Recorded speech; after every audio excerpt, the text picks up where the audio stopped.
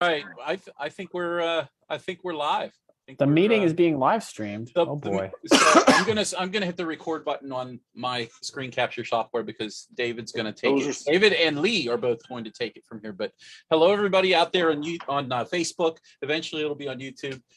Someday I'll get caught up with all the video editing that I have to do. But for right now, today we have something that's a little different for our Tuesday night PPD webinar. Every other week we're doing a webinar, and on the opposite weeks we do kind of what we call an open mic night. So if you have questions about things, or you just want to hang out, you want to relax on a Tuesday night, and you're just pushing pixels, or you're working out in the garage, or you're just relaxing for the evening, you're welcome to join us here Tuesday nights, 8:30 p.m. Eastern time till well, whenever. So I'm going to introduce, and I'm going to switch to speaker view here. Well, maybe you can't see, but David and Lee are here from xLights, and they have some interesting boards that they have been working on, and David's going to tell you a little bit more about them, and so is Lee. Lee and David are the kind of the brains behind this new Pixel controller. So we're all anxious to learn a little bit more about it. So with that, I'm just going to turn it over to you guys, and thanks for joining us. And everybody, if you could just mute your microphone, and I'm going to turn off my camera because I'm not going to be doing any talking. So Dave, take it away. All right. Well, thanks. Thanks for having us on. As Brian and JR can attest, this is the first time I've popped up in the last couple of weeks because I've been very, very busy trying to get everything ready for Expo coming up. So I see who's important here. So that was JR. He's mad because I've gone down under the covers. So the products I want to give a little bit of a backstory because I think it's kind of interesting. Oh, there it goes. Hold on. Hey, how's it going? Good. How are you? Fist bump. Boop. There we go. Boom. So actually, I think it was around this time last year. I reached out to Ricky for some boards, Ricky Cloutier, CCL controllers, and he's like, you better put your order in now because we don't know what kind of stock levels we're going to have. Lee and I we're throwing around ideas every single day, but we're like, what, it would be really cool to create a controller that could kind of tie into our existing line of Pixel 2 Things products, but also kind of expand and build on top of that as well. And it kind of created this snowball effect of product. And like, well, if we create this one, then we got to create this other one. And if we create this one, then we have to create this other one. So we ended up with this suite that you guys saw announced. And I should mention also, none of this would have been possible without the chip that we're using. It will come out eventually, but I'm not going to say it right now. And Lee found it. And it's this magical chip that is available and it is affordable, which is why we're able to hit the price point that we were. So anyways, we've been working really hard to get these all done so that we can show them off for the first time at Expo. And we have, too many boards. We have a 16 output Pixel controller. We have a 12 port, 48 output long range Pixel controller. We have 4 and 16 output long range Genius receivers. And actually the whole line is called Genius, by the way, Genius controllers. We didn't mention that in the last video, but yeah, it's the Genius controller line. And we're also going to have an 8-port Genius receiver that is going to be sold through Matos Designs, and it's going to be a ready to run solution, which is really cool. He has some really neat design aesthetic stuff, like how it connects and everything like that, which is going to be really cool. He's also going to have an 8-port Pixel controller as well. So he's going to have an 8-port Pixel controller and an 8-port receiver in a ready to run Matos Designs package. And actually, this all was started with we were designing a new AC board because everyone's like, when's the Pixel to AC coming back? And we're like, oh well, we need to design it so that it has E131 and DDP and built-in effects and all this stuff. So we started building that. This is a really long-winded history lesson. Sorry, guys. And so that was actually the first kind of thing in this kind of ecosystem of products. And we're like, what would be really cool is if we had the AC controller that could also behave like a receiver. So you have these, 8 and 16 port smart receivers, these Genius receivers that can work with your existing stuff like the Falcon or FPP. But then you can use the AC receiver as well, because it uses Pixel 2 Things technology. So it reads the pixel data from the differential line, translates that into dimmable AC, and that unit is way more cost effective than the full unit with the CPU and everything built into it. So yeah, so we've announced the products, right? We have the 8 and 16 port pixel controller. We actually have a secret 4-port pixel controller, but that's only for one specific customer that specially requested it. If there's demand, we might actually make that as a public product. We have the long range controller. We have 4, 8, and 16 output Genius receivers. We have an 8 output AC controller, and then the 8 output Genius receiver, AC Genius receiver. And we have dev boards here, right? And we're building out all the firmware, but we're going to have the first, public showing of all of these products at Christmas Expo in Biloxi. I don't for election coverage. This is channel 10. I'm sorry? Oh, do we have an unmute situation? Yeah, okay. I think Russell was reporting for channel 11. Okay. So did I miss anything there, Lee? I think that's that's the general gist of the boards. And then on those boards, we've got some pretty cool features that we're doing as well. So on the Pixel board, one of the features that we're really excited about is per port current monitoring. So we are, with a lot of the issues that have come up in the last couple of years about Pixel failures and wondering, like what's the difference between this string and that string and where these came from. There's a lot that can be gleaned from the current consumption data. If you've got a pixel string that is, off, it's not displaying any lights currently, but it's pulling way more power than it should be. That might be an indicator that you've got a pixel that's stuck or that something else is going on. There's a short in that line somewhere. We want to be able to collect and analyze all of that data and use it to hopefully, prevent problems, prevent failures, and then at least notify people of, hey, this is something you might want to go check out, take a look at port 4. We think that it's doing something it shouldn't be, so you might want to go take a look at it. And we're building out all the controllers with a very accessible API. Oh, there's my multimeter doing some testing on a controller right now. With a very full-featured API that can be accessed locally or remotely with a cloud platform that we're developing as well. So got a lot of cool data that we can collect and analyze and present to users in many different ways. Yeah, as a programmer, I'm excited about it because all this data is going to be available locally. So if you're a developer, you can kind of do whatever you want with API or the data. He mentioned the current monitoring stuff. There's so much that we don't know with what can be gleaned from this, but we feel like there's the potential for a lot of interesting information.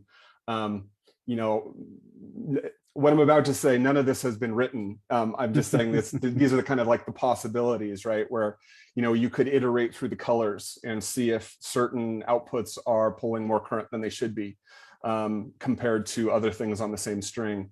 You can see if a certain LED is out, the red component on this pixel is out, and let somebody know with a push notification.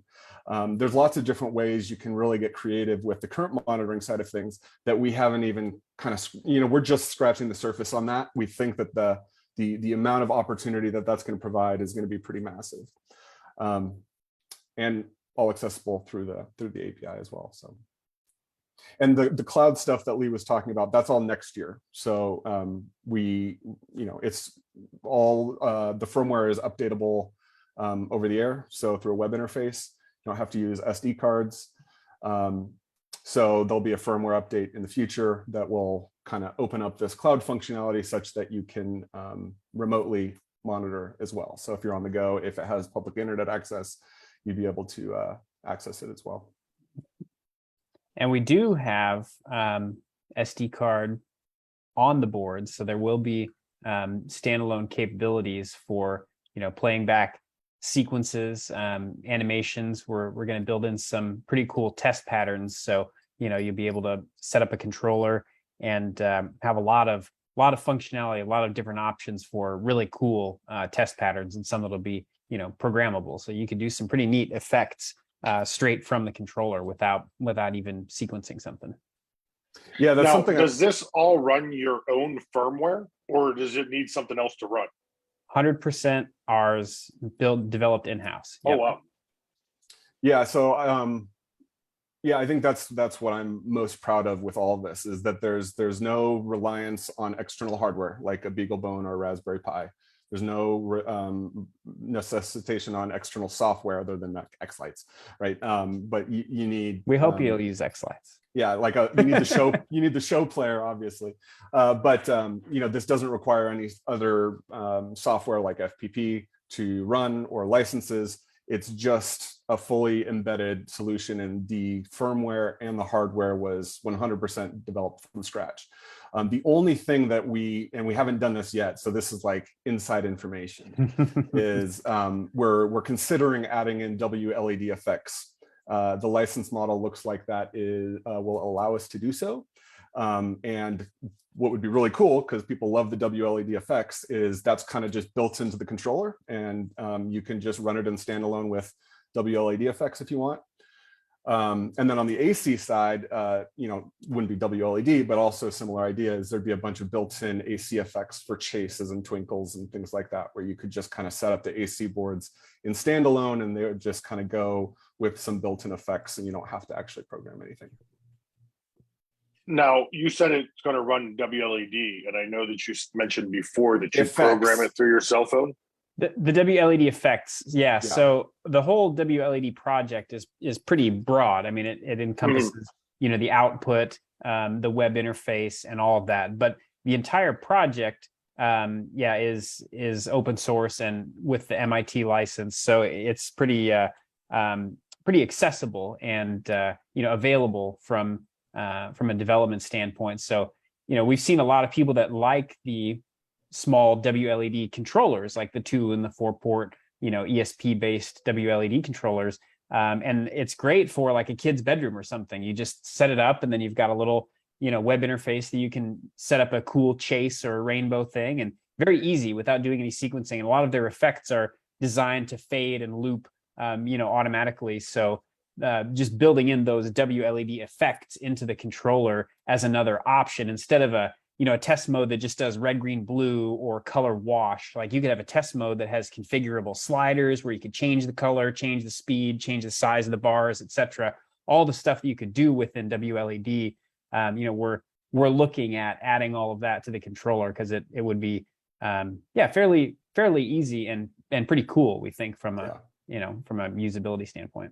Sorry, I missed a meeting. What is WLED?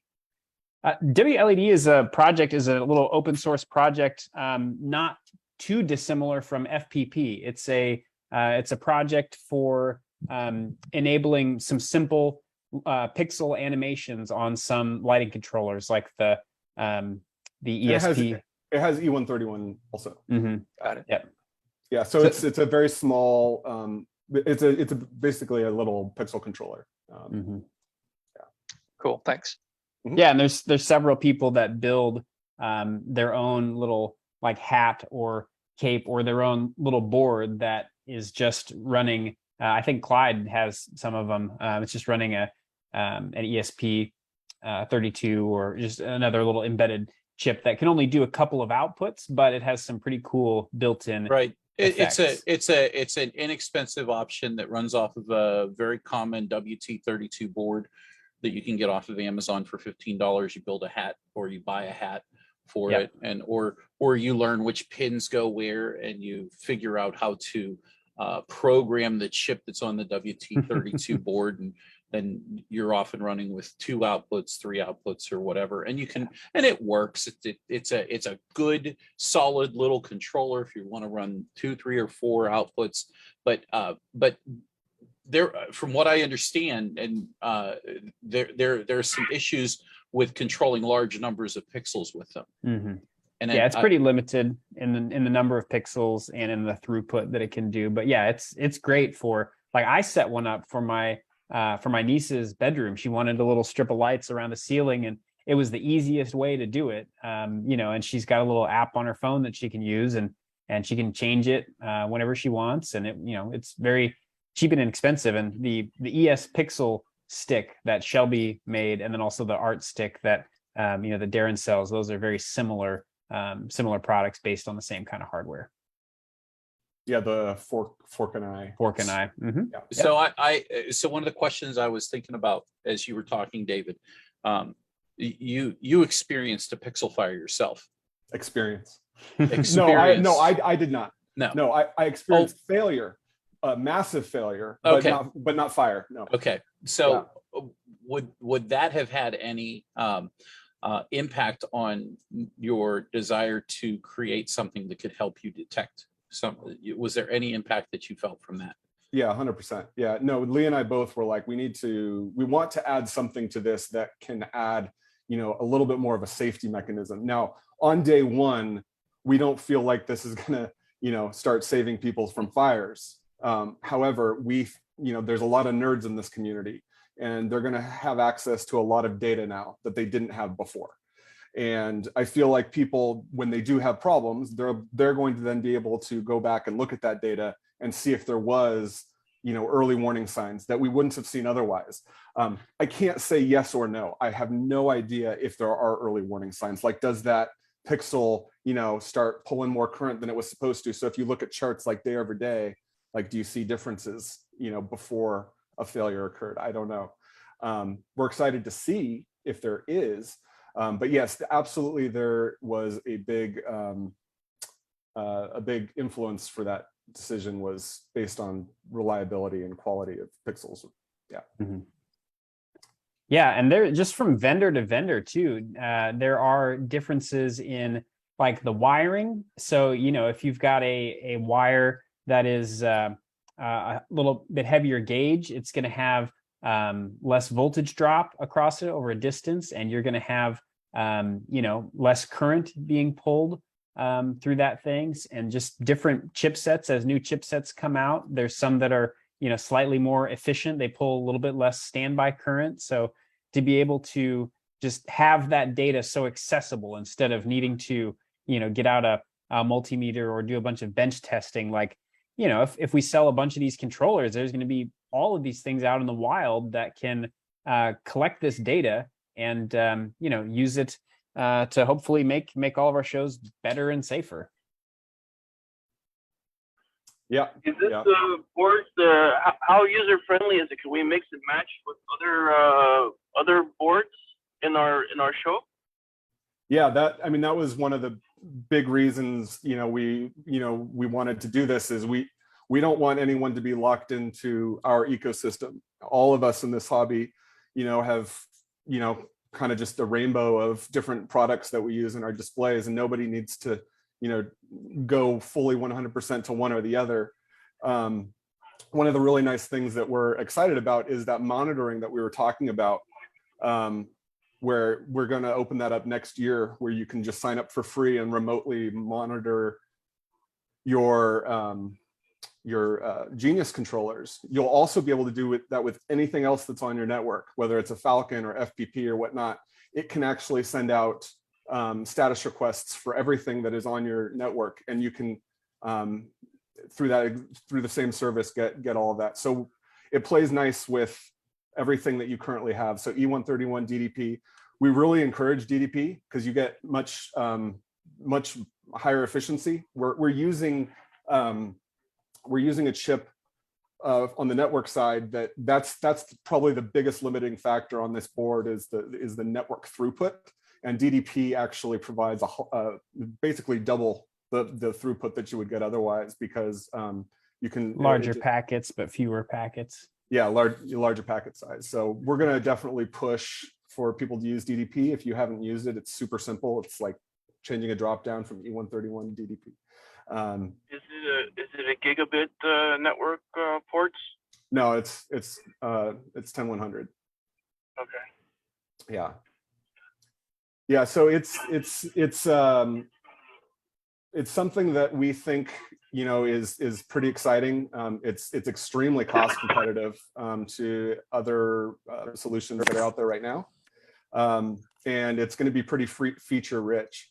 The biggest thing that we do with all of our products, you know, Pixel 2 things included, is we try to make things as easy to use as possible, and you know, as dummy proof as possible. So we really are spending a lot of time on the user experience for the web interface, which is also mobile, as well as just like the physical design of the board. So we're really concentrating on that. And what we really want to do is, while we are a commercial, and wait, there's more. That's where I was going, but wait, there's more. Yeah. We're a commercial business, right? We're vendors, but you know, we came up in the community and we want to have a tight, you know, relationship with the community. We're going to have a website set up for features and bug reports, so that we can and actually, you know, commit to what's going to be done for the following year. So people can submit their feature requests, people can vote on those feature requests, and whether it's firmware or hardware, we will that will kind of decide where we want to go with the product line in the future. Because you know, the users, you don't want that to get lost. You know, with there, you know, so many people out there with ideas and feature requests, we want to make sure that's all something that's easily accessible. It's probably not going to be GitHub, because I think that's a barrier to entry. Probably create something similar, or create something simpler, so people can vote on features and submit bug requests, bug features. As far as the cloud base that you're saying that is going to be next year, have you guys thought about the possibility, you know, one, is there going to be a fee to get online on the cloud or wherever this is? And if there was, could you incorporate that into maybe a motherboard to have extra, you know, revenue coming in to make that process viable for all the people?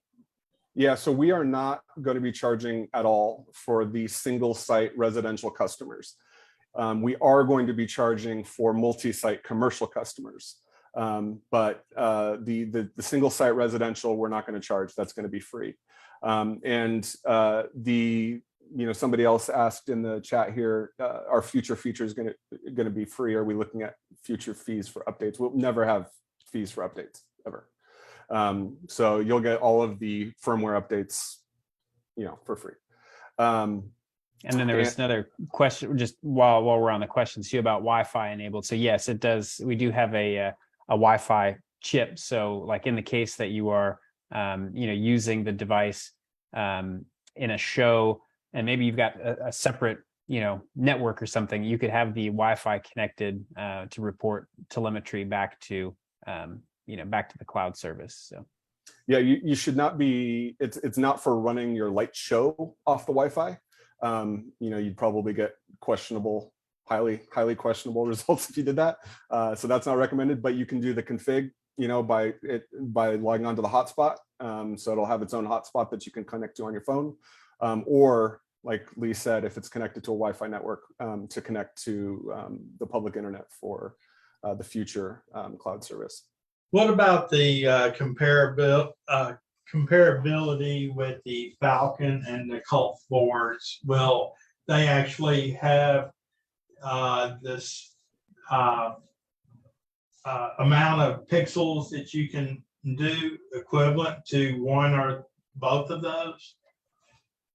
The number of pixels per port, oh gosh, tongue twister, is determined based on basically the protocol, the Pixel protocol 2811, which is, I believe, 800 at 40 frames a second and 1600 at 20 frames a second. I think something like that.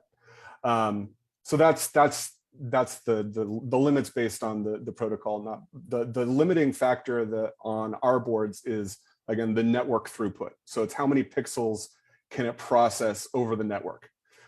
So I believe it's, I need to go back and check, but 20 frames a second, it's 21,000 pixels that the board can do total.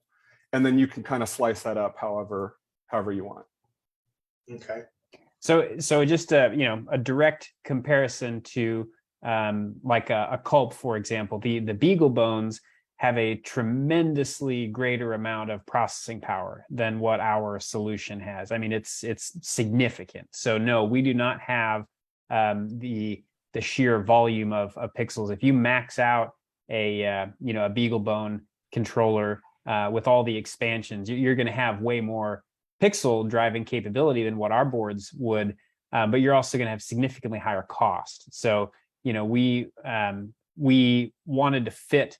Our number one criteria for the solution was it had to be available. We had to pick chips and fabrication facilities and everything else that could actually get something done in time for this year, because there's so many people waiting on controllers and not sure if they can build their show because they can't get controllers. And I'm talking residential and commercial. I mean, there's big projects that don't have controllers. And so that was our biggest thing. And then with that, came the cost as well. So, I mean, a Beagle bone, if you can get them, are $50, $60, $70 maybe. And then the pies are just unavailable. So, our solution is lower cost and also, lower pixel count than some of the higher density controllers. Yeah, but we talked. Lee and I have talked about this kind of ad nauseum, and it's unless you're really pixel packing, trying to get like every single pixel possible out of your controller, 95% of the people aren't going to notice that we do a fewer amount of pixels network wise than some of the other solutions, because we still do a massive amount of pixels. 20,000 pixels. Yeah, 21,000 pixels out of a controller is a lot. Yeah. So you're going to need a lot of power injection and power distribution boards to hit that number anyway. So regardless of whose controller you use. One more question. So, as far as your long range, you're saying long range. What are you talking, like a 48, 320 feet away? Yeah, it'll be exactly this. It's a differential driving signal, right? So it's going to be the same specs. At the end of the day, it's really just taking that same pixel data, throwing it on a differential signal and throwing it down the line. So the distance of that is going to be comparable. Yeah. Okay. Guys, you have a couple questions in chat. Yeah, I just noticed so that. One of the questions is, will it do the WS28 protocol, and will it accept 4-wire pixels? So it will be only 2811 to start, and it will only be 3-wire pixels probably for the first year. If there's demand, this is all, brand new, right? And what Lee and I, unfortunately, we're two engineers, right? We get into feature creep and analysis paralysis. We're like, let's just 80-20 rule, right? So, and it's probably more like 90-10, in terms of, 20-11. So we're going out with just 20-11. That can certainly increase in the future, but 20-11 only to start with 3-wire pixels. And looks like John's question just got answered. For the 16-port and the long-range board, it's 190. For our 4-port Genius receiver, it is 30. And our 16-port Genius receiver, I believe, is 100. Yep. Yeah. And Carl, how do you obtain one of these visions of beauty? Well, you have to ask really, really nicely. So we are taking pre-order. Like, this is one of the biggest problems we have, especially as a startup, right? We don't know how many. We would tomorrow go out and buy as many as we need to meet the demand, because we want to make sure everybody can get a controller. But we have no idea what the demand is going to be. That's why we opened up pre-sales, and we're going to be ordering our first round of boards right after Expo. So if you guys want to be guaranteed a board, go onto xLights right now and just order it, and it'll be done. We're going to be showing them in detail, doing a class on them at Christmas Expo. That's the first official reveal. So we've announced the product. We have not revealed the products yet. And no, Scott, you're not getting a 3D render. Stop asking. Can I show them the dev board? You can flash it up real quick. All right. Don't screenshot. Yeah. No, you gotta lower. No, lower. It's too Lower. fast. All right. It's too much. So too much. there's a dev board. The dev board is By the way, the layout of that is not indicative of that. Not we at have all. that around the perimeter for other reasons. That is not the layout. Yeah. It also has ribbon cables because it's connecting to other things, and this one's loaded up with probes because we're testing other things. So yeah, it's so you're live on Facebook, so this is going to live on forever. And that Oh crap!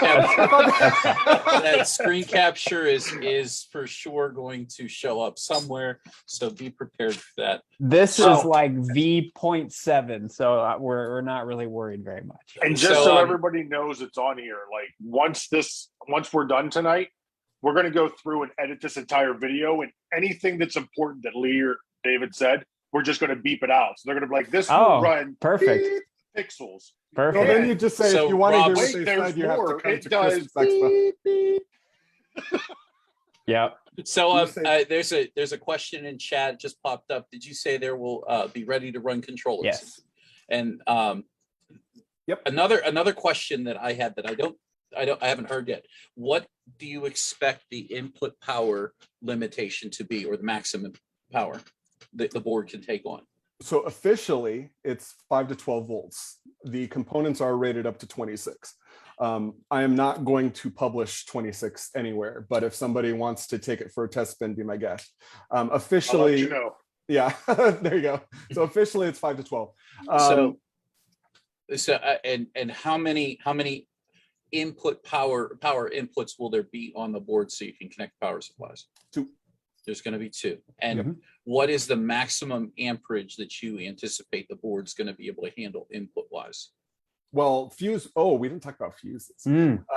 Yeah, so it's going to be able to take the full amount of 5 amp per output. So I believe 40 amps per input. Yeah. 40 amps So at 40 amps per input. So that might be a slight plus over some other boards that we're familiar with.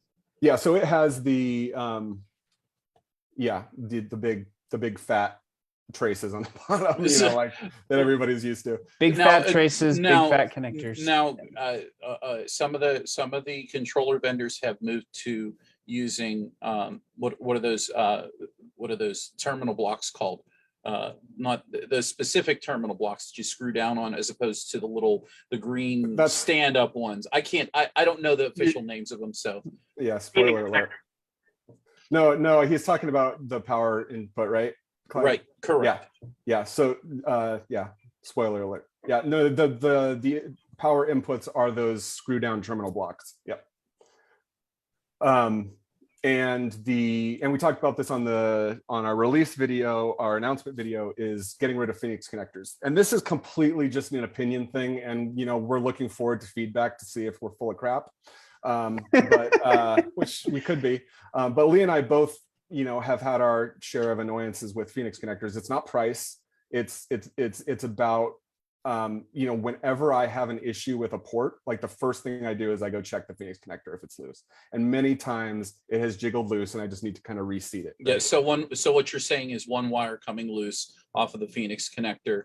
Either the connector, or it's not seated correctly, right, or so it creates that point of failure. Gotcha. Yeah.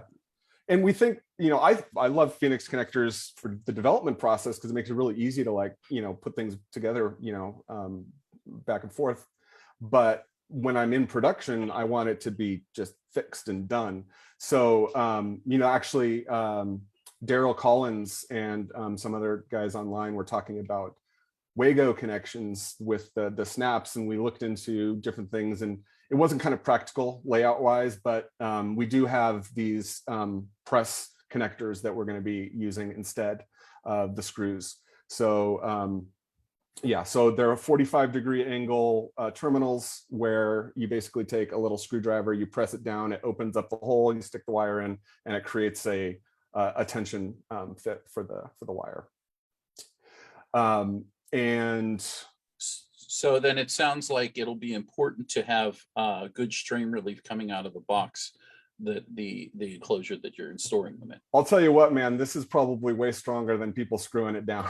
Oh, it's definitely stronger than a Phoenix connector. I mean, a Phoenix connector will pop right off and it'll bend your PCB as well. But these things are really quite strong. Yep. And are you holding hands? Yes. from 1,000, or how far away are we? Yeah, from thousands of miles away. Yes. So one thing we didn't announce in our video, just because we hadn't made the final decision yet, is something that is pretty cool. So a PPD exclusive. Is ready? This is a PPD exclusive. And if you guys don't like it, this is all Lee's fault. 100%. No, I'm just kidding. I'm fully on board for this. I think it's going to be exciting. I think it's completely reasonable as well. I have never, and I don't know anyone that has actually had a fuse that has failed in the way that it was supposed to. We think that fuses as they're used today and implemented today are actually not useful or correct. We are still using fuses, but we are using, hold on, polyfuses. That's those little orange things that are popping up. So they behave a little bit differently than blade fuses. But the good news is you don't have to replace them. They automatically reset. So if you do trip a fuse, those are 4 amp fuses, but they don't trip at 4 amps. Actually, Lee, why don't you talk about it? You're the expert. Yeah. So they work on the principle of PTC, which is positive temperature coefficient, which means that the hotter, the more current that flows through them, the hotter they get, and then the more resistance that they create. And the resistance is like a very sharp curve. So it hits a certain point when current is flowing through it, and then the resistance just skyrockets. Resistance goes to infinity. It's basically like a broken circuit. And that's what it does is when you get too much current flowing through it, the circuit breaks, it disconnects what is downstream of it. And then when that load is no longer there, it will reset. So if you have a dead short, in your pixel string, or you've got, a pixel string that is misbehaving and consuming way more current than it should, the fuse will trip, just like a blade fuse will trip. But instead of having to replace something and be hunting down for a fuse or whatever, you just correct the problem, the fuse resets itself, and then you move on with your show. So it's a different way of looking at it. They're very common in a lot of telecommunications circuitry where it's difficult to get to a fuse and replace it. The one nuance of the polyfuses is they are temperature dependent. So in a very, very, very hot environment, you're talking like industrial, close to 80, 90 C, they will trip at a lower current. But in the environment that we're using them in, we think it's a great compromise and a great innovation. Really, they're about a little bit smaller than a blade fuse, and you never have to replace them. So we're pretty excited about it. John says no more 100-piece bags of 5 amp fuses. That's correct. Yes, yeah. They're soldered onto the board and they will last forever. Well, they'll last for a very long time. They've got thousands of reset cycles. So yeah, I think some people are familiar. Some of the older xLight controllers had those. Those were an option. Those were the original design. And I didn't know that. Yeah, I didn't either. And I'll be honest. As far as using those, I've never had a bad port. Well, until I had a controller die on me. One of the controllers went, but it didn't have anything to do with those fuses. Right. It was just the internal components. The controller was abused by the previous owner, and I got 3 years out of it for considering it was free. Well, I used it. Great return on investment there. Right. Yeah. So free 99. So, but in any event, they were still viable. I thought they were fine for what we're using them for. I don't see. I think that's a bonus and a benefit, especially that you don't have to. I mean, I literally just bought a 100 count bag of those things. But yeah. Oh, I've got a drawer full of. Well, I guess I got my cool background. So on. when you There's a- say they heat up and they trip and then they automatically reset, so technically you're saying that if I have a short in my line, my lights will come back on for a brief moment and then heat up and then shut back off? No, you have to take the load off completely. So yeah, the fuse will not the fuse will not reset until the load is completely removed. Yep. So yeah, your string of lights will shut off, basically indicating there's a problem. Pull the string out, fix whatever is wrong with it. Once you disconnect the string, very, very quickly, within a couple of seconds, that fuse will reset. So basically you're unplugging a string and plugging the string back in. Correct. And then as opposed to getting your needle nose pliers out, your headlamp, and pulling a fuse out and replacing it. Yep. That's super cool. That's super cool. Sorry, I'm finally where I can talk now. Hey. It's his first time on Zoom, Russell. It is. I'm yeah, you can test a polyfuse with the meter. But I've got a few enclosures now, self-induced, but they're super pain in the butt to get the fuses out of due to the layout of it. And I've had that before where I had everything set to 100% brightness and by accident, and I blew every fuse out of the expansion board. That's why I say I haven't heard of anyone that has blown a fuse in the way that they're supposed to, in protection against something that happened by as it's usually like, oh, I just wired something wrong and I just popped a bunch of fuses and now I need to go replace these. It's usually like quick human error.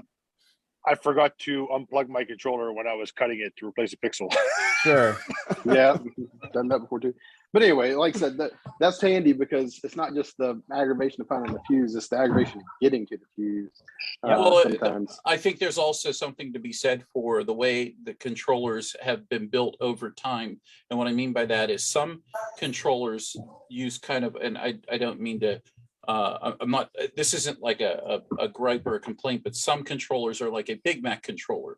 And then you have layers upon layers and you can't get to the initial ground layer where the fuse is actually at, or the way that the controller was built into the enclosure in general. Yeah, or there's no easy way in. So Russell's spot on. I think that's a very I think it's a feature somebody's going to be surprised that nobody else actually jumped in and did that first, or you're saying, or they're not using it. You're saying you have to take the load off the fuse. Does that mean we have to push down on those special connectors you guys are talking about and remove the string of pixels? You'll still have your pigtail. You'll still have like your X connect or whatever pigtail on it. It just, instead of having your X connect go to a Phoenix connector that goes to a connection on the board, we're just eliminating that removable Phoenix connector. So you'll still have a pigtail. Yeah, for sure. Okay. Yep. And then there's a couple questions I wanted to address in the chat. We skipped over the ready to run option and somebody did answer it. Yes, we have ready to run options on the website. I just want to be clear on what that is. Lee and I and xLights as of today are only developing boards. We have the ready to run option on our website that is going through CCL controllers, Ricky Cloutier, and he's been doing this. He is pro. The prices reflect that. They are, if you want something that is going to be absolutely excellent, get the ready to run option because he will make that thing. That's beautiful. All of my stuff that I do for the last 2 or 3 years have all been CCL controllers. So yeah, it's very, very high quality. Again, we don't have pictures yet because we're going to do the reveal at Expo. So you're going to have to wait. You're going to have to take it on trust. But yeah, no, there are ready to run options, and AC side is only ready to run. We're not selling bare board on AC. And I've talked to many of you guys about the reason behind that. People do dangerous things. So we are not going to give people the bare board option for the AC boards. And then the next question here was the October ship date. Okay. So we knew that was going to be an issue, especially for people with Halloween shows. We have a very good track record for delivery. I know when my factory says X date that there's going to be a fair bit of flexibility with that date. That October 17th date that we gave everybody for when we're going to ship is what we feel is the safest date that we could deliver. We hope and believe it is very, very much sooner than that, but it is entirely dependent of course, on the factory. We don't, in terms of our confidence level, right? I have a very high degree of confidence that we'll be able to deliver well in advance of that date, but I'm not going to commit to that because I want to underpromise and overdeliver. We want to underpromise. Yes. And when we talk about factory as well, another thing we want to emphasize is all of the critical components that we need for these controllers we have in stock on shelves in our factory. So this is not speculative. When we talk about like taking pre-orders, that is so that we know how many more, or if we need to reorder stock while it's still available. We have stock to build a lot of controllers, currently as it is on our shelves, that is paid for. We're not taking your money to finance a pyramid scheme. This is literally so that we know what the demand is like, so we can make sure that we meet all these deadlines. Yeah. And when does the pre-order close? So we'll take pre-orders up until the reveal, up until the 17th, day after Expo. Well, I don't think the pre-orders are going to close. When I said that's the right, delivery date. So to guarantee that you're going to get a board, you would want to order before July 17th. And the reason we say that is because we have an idea of how much we need to buy for the holidays. And then the orders that we get in advance of that, we're going to put on top. That ensures that everybody that orders beforehand actually gets their order. They're guaranteed that they're going to get their order, and we're not going to sell out. Everything after that, it's basically first to order wins, and we hope we have enough stock to meet the holiday. The cost is, Joe, the cost is on our website, xlights.com. All the boards are different, but the 16 port and the long range 48, those are both $190. Yeah, well, thank you, iPhone 6. I appreciate that. Yeah, I mean, tooting our own horn for just a minute. Like, Lee and I, we don't like to copy. We like to do things that, are new and innovative. We like to do things that are exciting. And we like to make sure that people feel involved with that.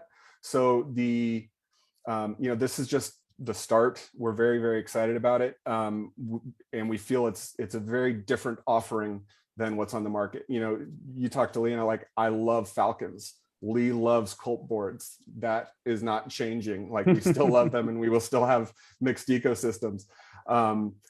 This is just a new offering that we feel meets a need. My K8.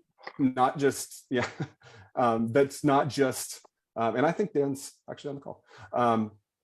So yeah, we feel like it meets a need. It has unique features. It has for both on the software and the hardware side.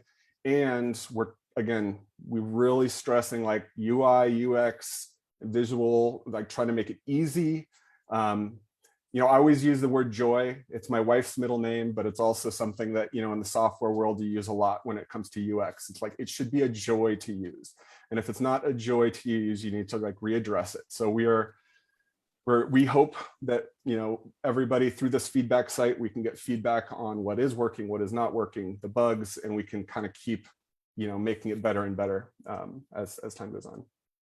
Yeah, and Paul's question about the 16 port.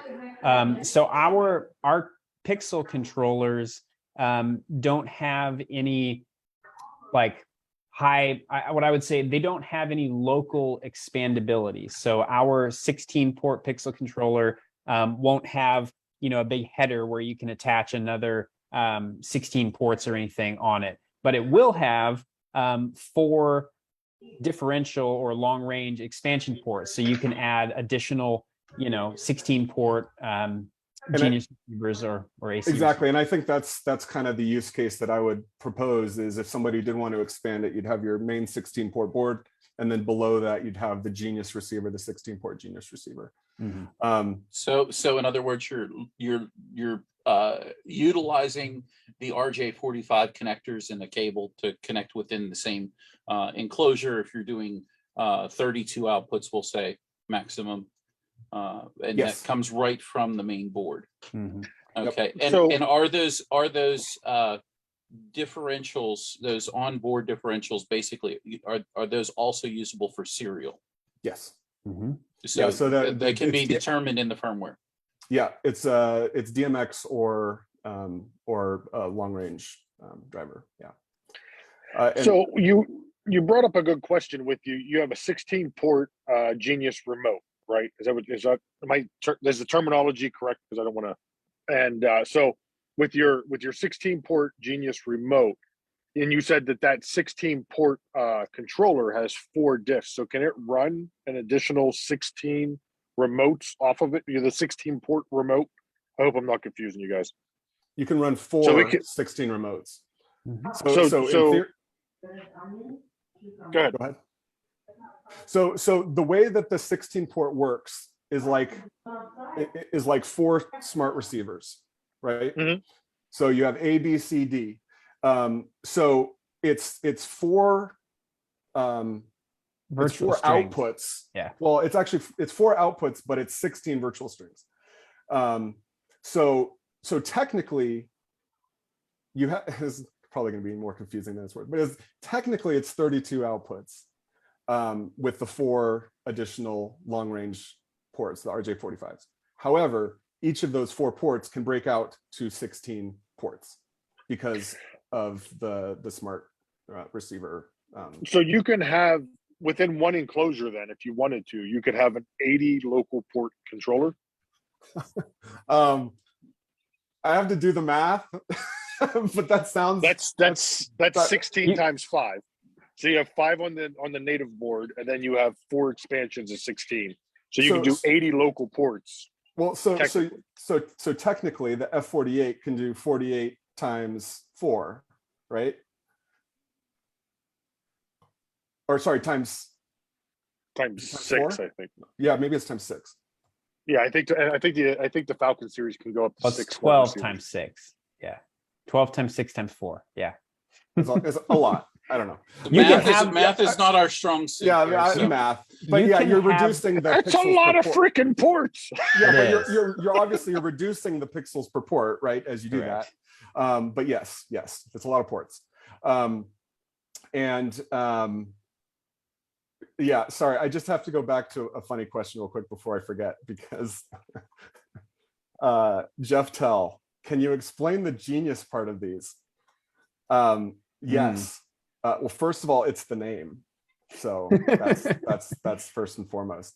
The second is no, the name, as most things happen, is it was kind of should we tell them like the whole name? Yeah, let's tell them the name thing. We had a name for the board that it was not Genius. We had a name that we really loved, honestly. We really loved it. Now it would be interesting to hear you guys. And it had an awesome logo. And everything about it was fantastic. I mean, and it had really, an awesome logo that JR made for us. The only thing that was bad. Well, don't say yet. Okay. Don't say yet. I'm curious. In and out boards. No, that was a perfect name. Come on.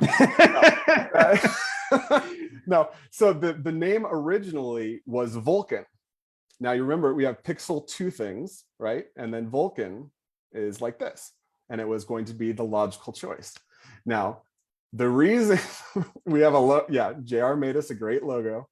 And we were very emotionally attached to the name Vulcan. We loved it. But at the end of the day, we realized that it is way too close to Falcon. And that was going to be really, really bad news. So we didn't want to create any kind of confusion. You don't think really Genius and Smart play together? Well, Genius is the ability to do more than a smart receiver, right? So that's where they came up with the Genius name. And then Genius for the receiver, we're like, oh, well, technically other people started calling it the Genius controllers. We didn't even start calling it the Genius controllers. We're like, oh yeah, that fits. Okay, it's the Genius controllers now. Yeah, so that's the evolution of how we got there. And if you went over this already, I might have missed it, but what makes your smart receivers Genius? I don't think we did on this call.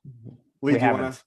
Yeah, so they work with everything. That's the best part about it is our receivers will automatically determine what kind of controller they are connected to. They basically listen for the differences in the smart remote protocols and then can figure out whether they're connected to a V4 Falcon, a V3 Falcon, an FPP cape, or if they're a dumb receiver connected to any differential output, and they will just automatically work with whatever they've got.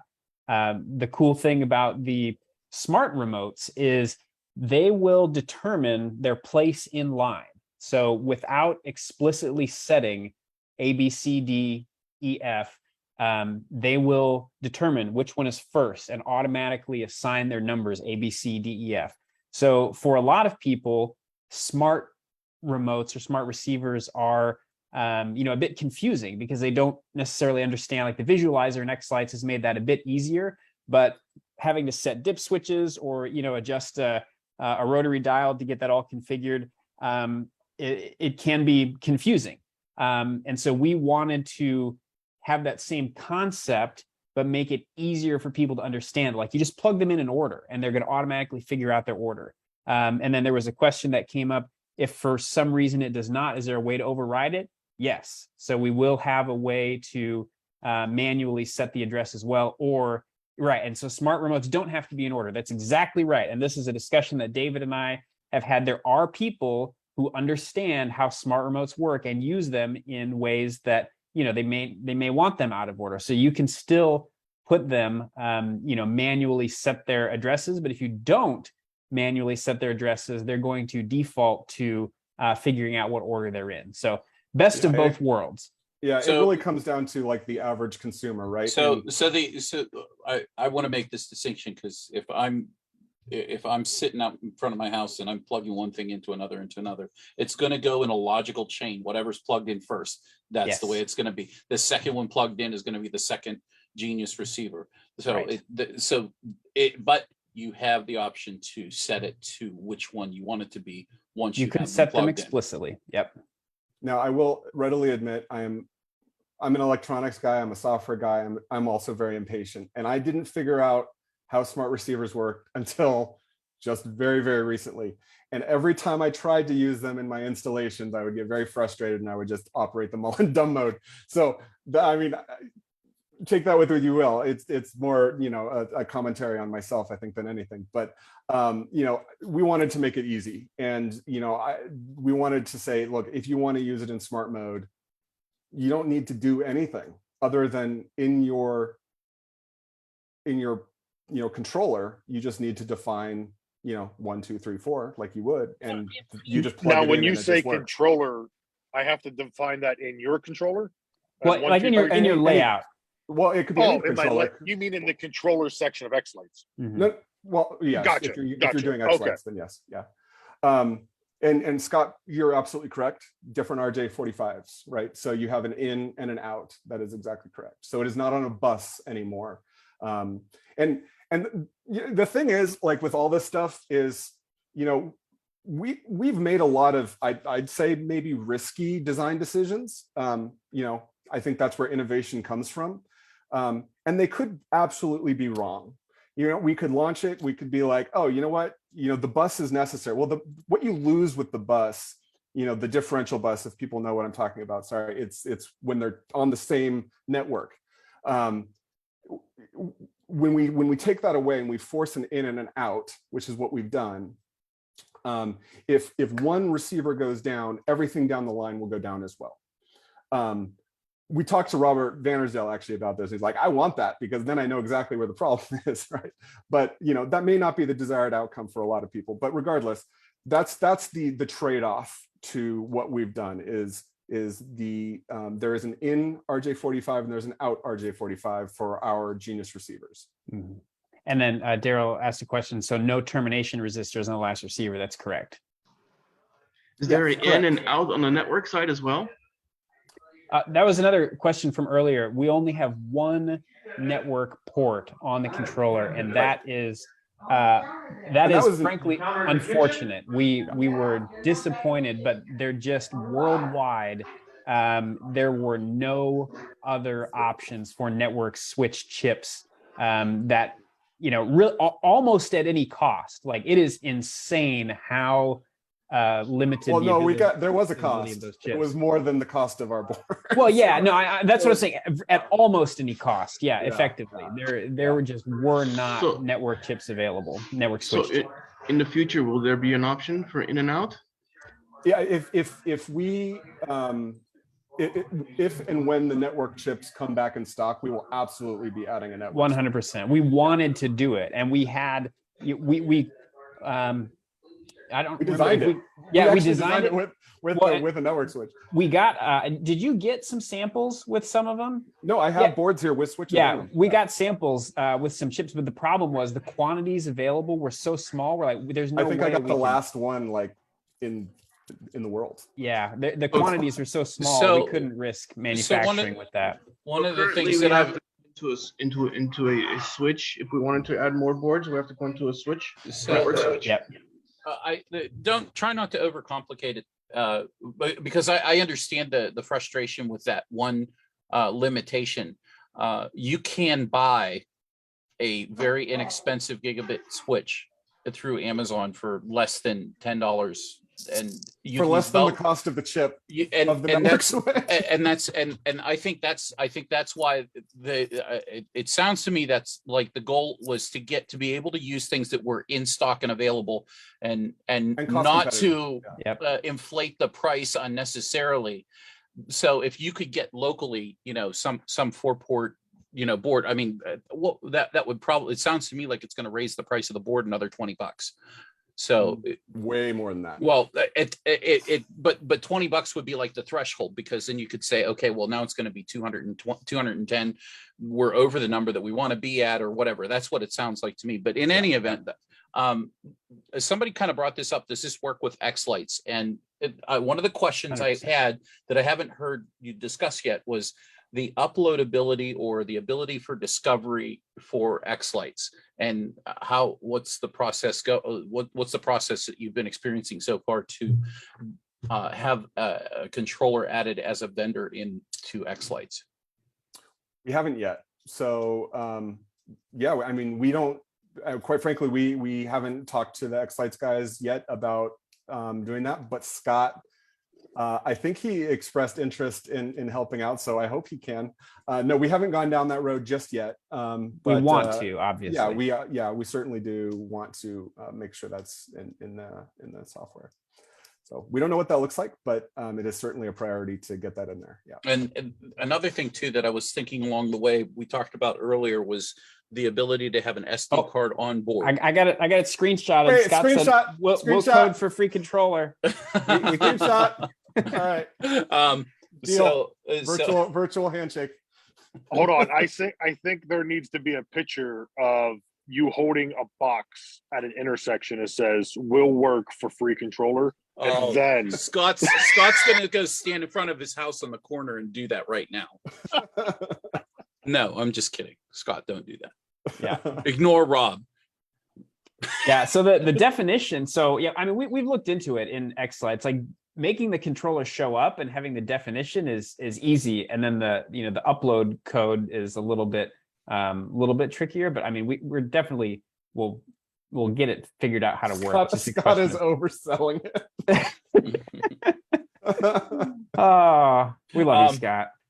So getting back to what I was asking earlier, I think we talked to 3 key developers on here that could probably help you out. I imagine Scott's on here. I think I saw Dan on here earlier. Yeah. And then also you probably got Kevin on here too. So I mean, you got at least 3. So I mean, that's 3. That's 3 free controllers and great photos, guys. If you guys can upload those. We can work something out. I'm assuming here, but there's a couple other questions. Will Falcon receivers work with your long range board? So this came up. We had a couple of folks that emailed the same question as well. It'll be harder than I think fixed. Oh yeah, come on, Scott. Yeah. So we will definitely, obviously, support all all receivers in standard or dumb mode. That's very easy. The goal. Sorry, real quick, asterisk on that, because somebody did ask this earlier, and I just wanted to make sure we haven't tied any of our firmware into any Holiday Coro products. That doesn't mean we don't want to. I don't have any Holiday Coro products here. I don't actually know what that protocol looks like, but I would love to integrate with as many things as possible, such that, you know, again, you don't have to be locked into our ecosystem, and we play nice with as many other products as possible. So anyways, I think you bring up a good point, though, and I don't mean to jump in and interrupt either, but I did, and I apologize. And so say that I'm not ready to take the leap to experience lights, and I have my Falcon controllers. Can I use the Genius remote, and then the Falcon will, I guess you call, self-identify those remotes then? Or is that only something that's exclusive to Experience Lights controllers? No, that's the beauty of it. Is you buy our Genius receivers and you plug it into your existing Falcons, and they'll just work. You don't need to configure anything. So I don't have to configure it either if it works with. I know you said you don't know about the Holiday Coro ones, but like a Falcon or a Culper, it'll figure that out even using their controllers, the A, B, C, D, E, F, or whatever it is. And you said you also have switches on it that I can switch, like on the Falcon, to select what kind of smart receiver it is. Our Genius receivers, yes, will determine their position in line with data they receive from a Falcon or an FPP cape. Yes. Are you ready for it? That's genius. That's right. That's the idea. Make it simpler. And for people that know what they're doing and want to configure it manually, they can. But for the average person that is like, I like this idea of a smart receiver and being able to daisy chain them, you know, but they're like having difficulty with that, which in our discussions with people, you know, that is an issue. We feel like we can solve that.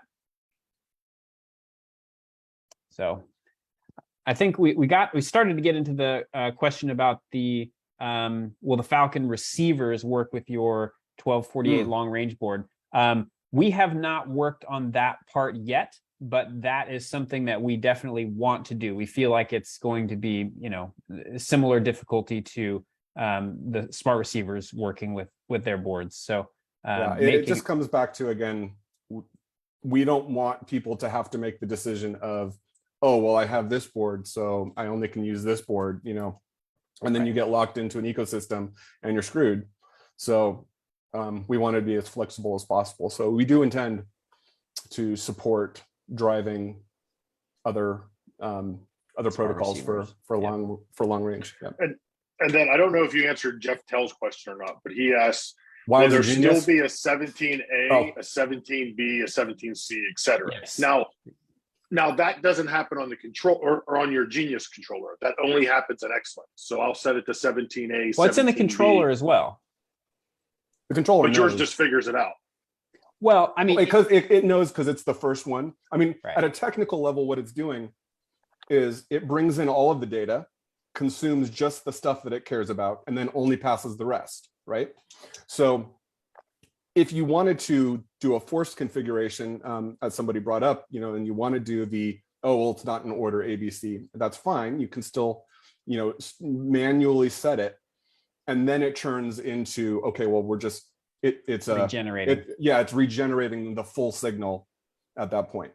So we could call it a man receiver then, right? It only hears what it wants to hear and it lets the rest go. The people down the line only hear what they need to hear. Yeah. Yep.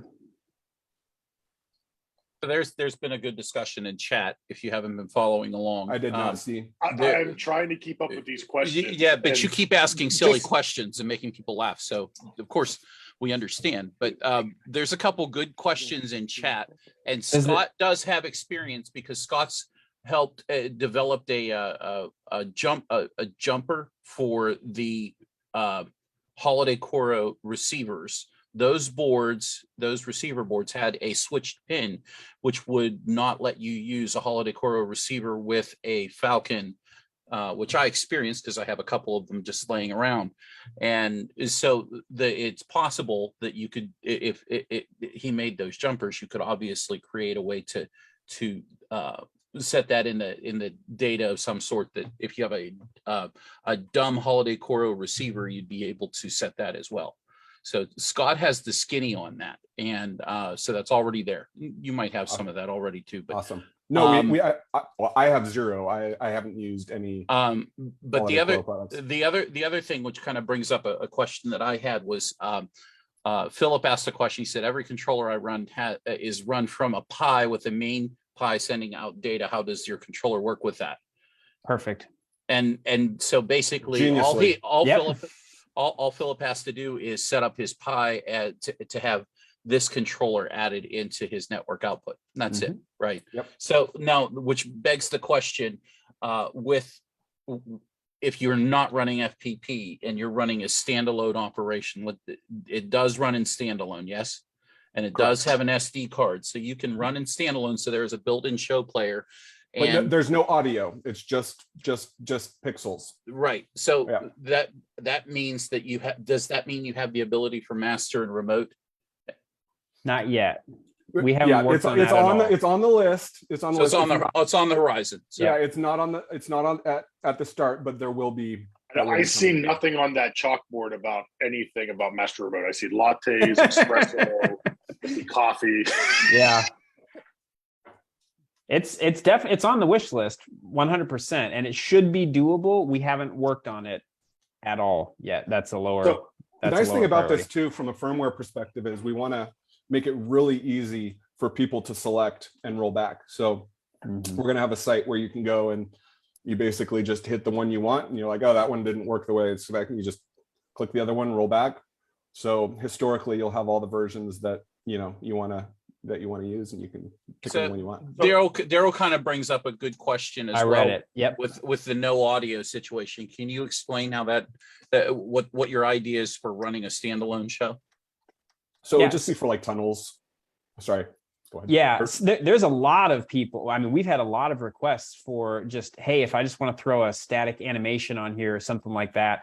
And the other thing about audio is we don't know if we can do audio yet. There's a decent overhead with the audio processing and synchronization and everything. It may be possible.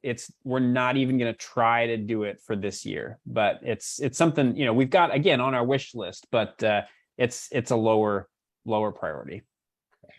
Well, it sounds like you guys aren't trying to solve the show player.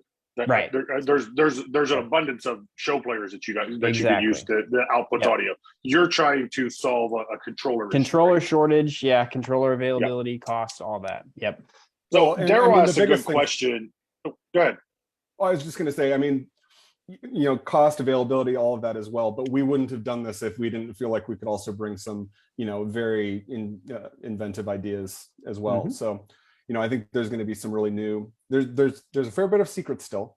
I'm not going to say what they are, but we're going to show those off at Christmas Expo. So I'm very, very excited to show all the stuff. Scott said, "Do Genius remotes work on the same chain with the smart remote?" And yes, you could get into all sorts of fun, crazy configurations with the combination of Genius remotes and smart remotes.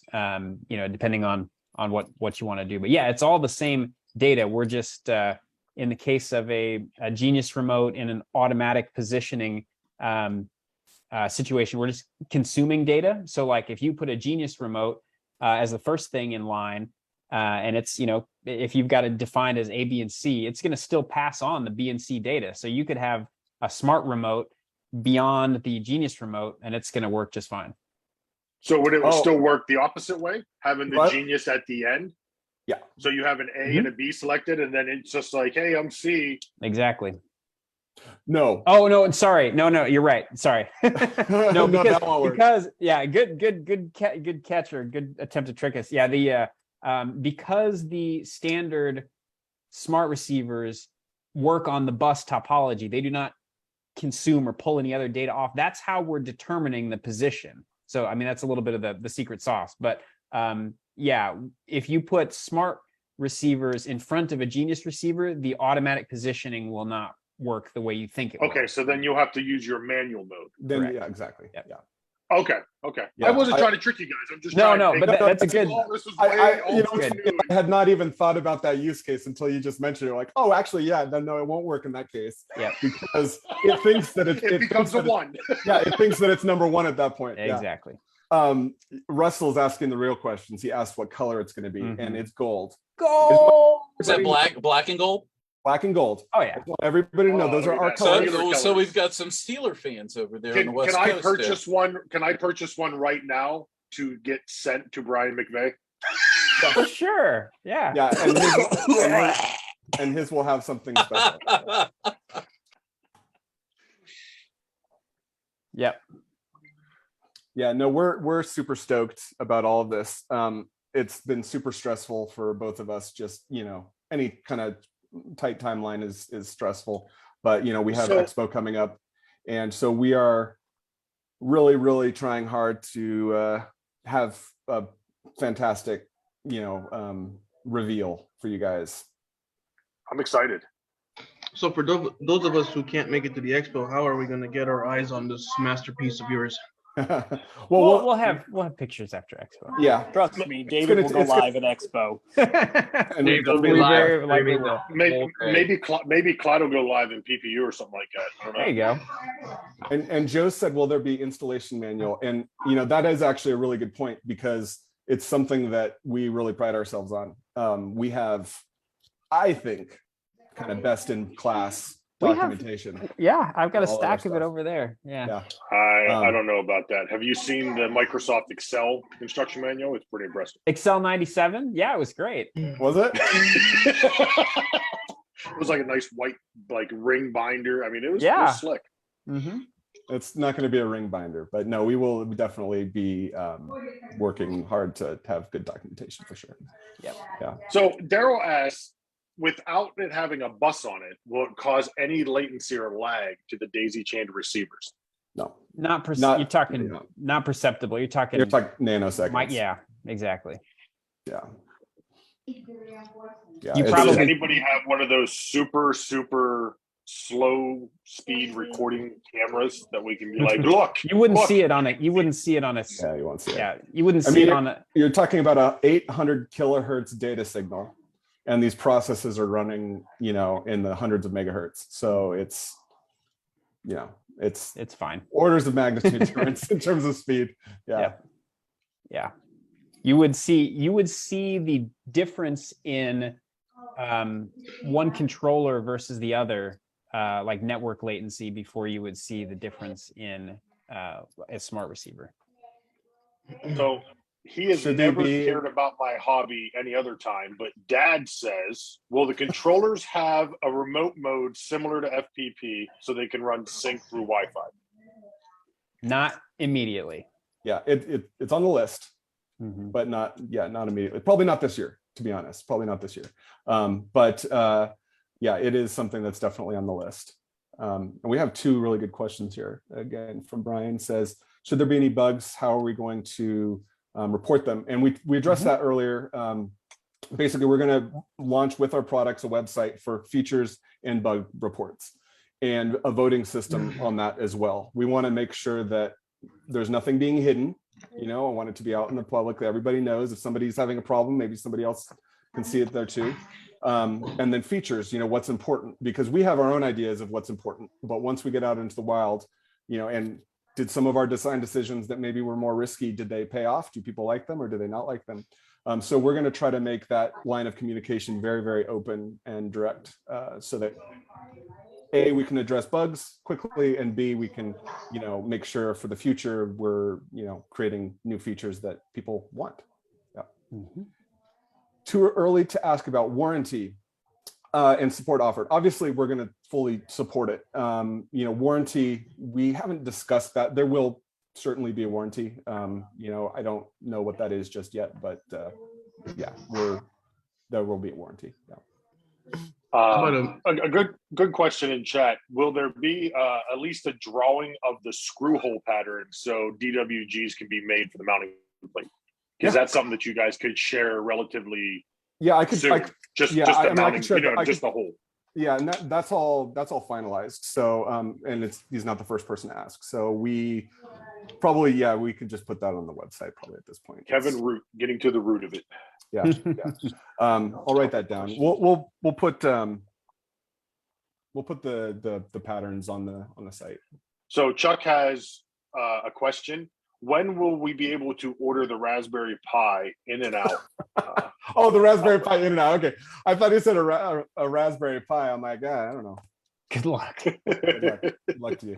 The in and outs. Why are they out of stock on the website? I asked David this question the other day. Is there a money back satisfaction guarantee? Always. So Always. it sounds like, Chuck, that they're coming right back in stock as we speak. It looks like Lee's going to put them back on the website. Well, so I don't know if we stopped the pre-order because they're on their way. Like they'll be here soon. Yeah, we don't have them yet. They are very, very close. Yeah. Actually they better be coming soon because we got to ship those in a week. Mm-hmm. So the in and outs are going to be back on the site soon and shipping soon. So yes. We have a boatload of those. So very, very shortly. It's a plane load. It's a plane load because boats are too slow. Yeah. Patrick, please don't forget the cheese. Scott wants to know if there's going to be a U5. Yes. You know what's funny? Surprised it doesn't say Rob by it now.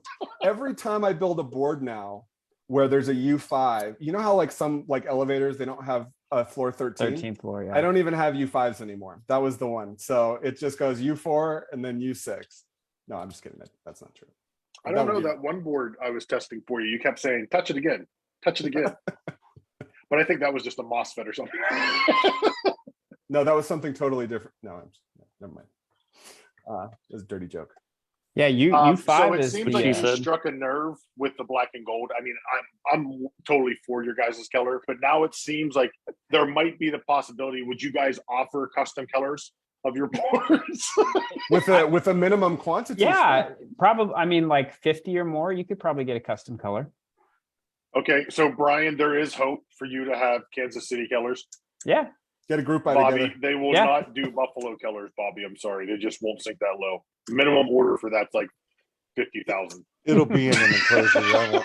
It'll be in an enclosure. I won't have to look at it. There you go. But your lights will run like champs. Just saying. By the way, while we have the audience, not since SoCal Mini is coming up. I saw the advertising. You were moving around a lot, David. So no, I'm just adjusting in my chair. Nice, but yeah. I'm adjusting in my chair. So the funny thing is, that's what I do when I have gas. I didn't notice this in California. I really thought you were wearing a Southern Comfort chair. That's funny. That kind of does look. Yeah, JR designed this for the SoCal. Anyways, he tried. He tried. So you're going to give your boards away at the Southern California Mini, and then you drawing give them away. Well, we're not going to give them away, but they will be there. And actually, there might be some giveaways. Well, there might be some giveaways for raffles. But there's going to be another product announcement, but that's probably going to be at the SoCal. That's probably going to be at the SoCal Mini. I forgot about that. But wait, is it a Matos Megatree? No, I can't talk about that. That's secret. Where and when is this Mini? This is the first time I'm hearing about it. So go to what is it? SoCalHoliday.lighting. SoCalHoliday.lighting. And that has all the details. It's August 13th in San Diego.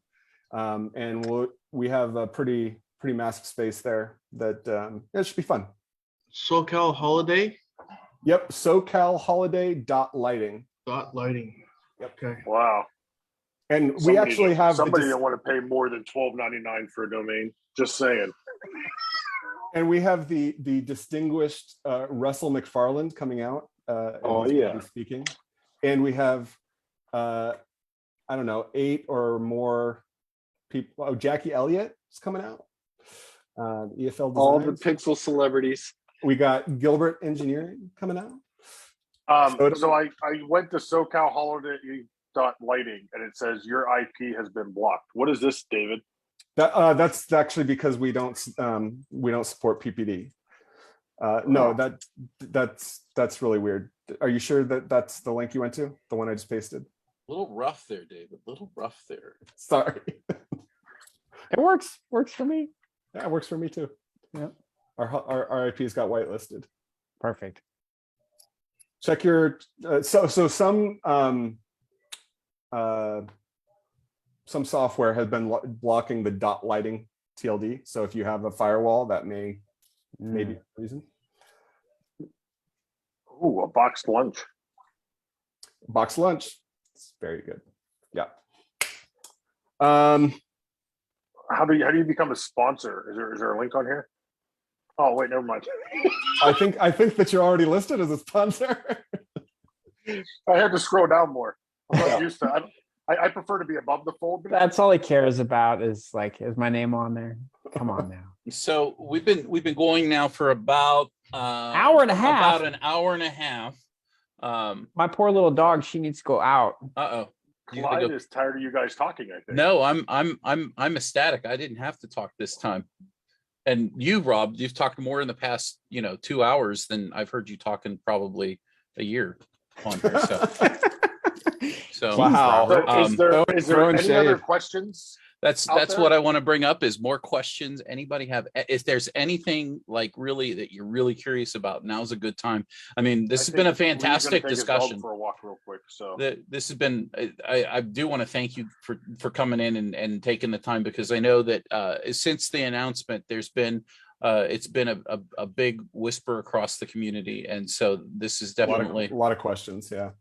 Definitely opening up and probably if somebody's going to sit down and you're going to watch this later tonight, or to just in general, just later on and before Christmas Expo, before you finally do the reveal, that's this is going to be like a fountain of information for people who are very curious about things. So any other questions? If you do, by all means, go ahead and unmute your microphone. Rob, you want to prepare to jettison from Facebook? Hey, before he does that, isn't there a cruise or something coming up like next year or something? Oh yeah, I was just going to mention that. Yeah, there is a cruise, a light show cruise. Is this another horrible URL you're going to give us? Is it like goonabigboat.com across the world.usa. Yes, I'm trying to find it. JR, can you paste it? Paste the link. Mini@sea.com. Is that what it is? Yep. Mini at sea, like mini Etsy. Yeah, so that's in 2023. mini@sea.42web.io. It is bad. Well, it's a redirect. Oh, it's a redirect. Okay. Mini@sea.com. Okay, I didn't know there was a .com. Sorry. Yeah. 4-day, 3-night cruise. We just got done with a cruise and very similar one. It was lots of fun. It was Jordan Nash's first cruise. And he got onto this wonderful cruise ship and he had the world at his fingertips in terms of food. He goes and brings back a plate full of mac and cheese and hot dogs. Yep, that's Jordan. I've been with him at like really nice restaurants before, and like that's what he'll do. Is he's like, "Where's the mac and cheese? Where's the mac and cheese?" And that's what he goes for. That's Jordan. Yep. Yeah. You realize Jordan's like 2, right? Yeah. But he's Pretty so much. sweet. He's so sweet. Yeah. Oh no, absolutely. But his food choices are those of a 2-year-old. Like, what are you having for lunch? Lunchables. That's good stuff, man. Go stick with what works. All right. Well, I think any other questions? The only thing is they're talking about the Mini@sea. I don't know if you guys mentioned it, but you have to sign up by the end of this month so your kids can go free. But there are some fees or something. Don't come back and say they weren't free. There are some fees that you have to pay, but you don't have to pay for another body to come onto the boat. Another thing is there is a huge,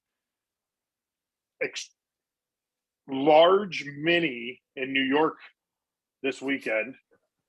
It's on an island shaped like South America, but they call it Pork Chop Island. It's way closer to Canada than Brian McVeigh could ever wish. And I mean, it's literally like right across the water. You can see the Canadians losing to the Penguins in hockey. So that is this weekend on Pork Chop Island, Grand Island, New York, I think is where it is. Is there any other cool things going on? There's something going on in SoCal, but the only thing you have to worry about is there's a boat that leaves in SoCal next year. That's what you want to sign up for that. Yeah, so the boat is where is the date? I can't find it. Oh, March 31st through April 3rd, 2023. Yeah, it's gonna be cool. Apparently, I don't know if JR wanted me to tell this, but he said there's already a lot of people that have registered. So and he said that's awesome. He said it was a bunch of people that he didn't know. So I think there's gonna be a lot of people that are. So do you think that maybe he just got the link to like the main like cruise like sign up by accident? It's just he got people signing up. He just got the random back one. Apparently we have some ballers though. So some people got some suites and we're gonna just like crash. We're gonna crash into their rooms. Yeah, like a majority of the big fancy rooms have already been reserved. So if you're looking for you and David are going the room, you might want to get on it. Again, my wife is afraid of flying and she's afraid of boats. And you're asking her to do two things within the same day. Oh man, I'm working on it. But there is an unofficial Disneyland trip the week after, like the Monday through a couple days after that. So do you plan on working at all next year, JR? Or are you just going to boat hop? I'm hoping Brian works the whole time next year. What do you think I'm doing right now? I am too. So I am going to shut down Facebook land. If you'd like to join us, there is a link in the PPD Facebook page. You can click on that and join us in here. But for right now, I'm going to shut down the Facebook link because there's usually people that like to ask questions, but they don't like to be public. So we'll see you here soon. Bye-bye.